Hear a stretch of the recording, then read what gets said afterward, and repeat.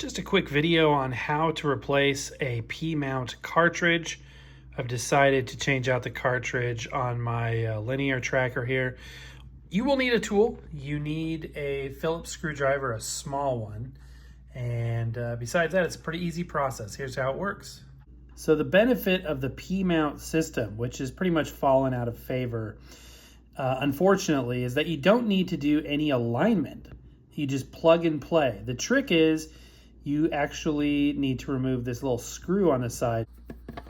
All right, once you get it most of the way out, you can just use your fingernails to pull it out the rest of the way. You may need to unscrew it a few more turns.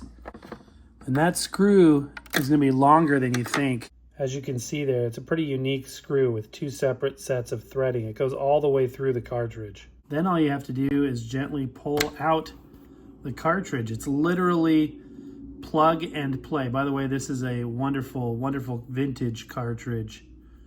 I'm going to be replacing it for the time being with a more contemporary one. But I'll be holding on to this because this is a great, great cartridge. I love it. In the vast Record-ology vault, we find the donor unit. This is my SLBD22, and I'm going to take this AT320 cartridge off. It's going to be the same process, but you'll see this one, there's no screw there. That's because it's on the other side. Usually these can be screwed in from either side. All right, so gently remove the screw, and then make sure that you take the screw with the cartridge. They belong together. Also, highly recommended to do all of this with the stylus guard on. Okay, plugging in the new cartridge, as simple as that.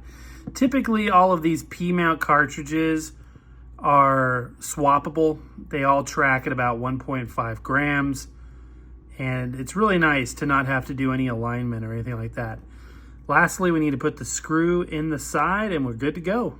If you find yourself having difficulty putting the screw in, you may need to pull the cartridge forward a little bit to find that opening.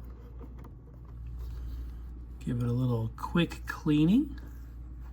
Always like to do that when I'm switching cartridges out, moving them around. And just like that, we're back in business.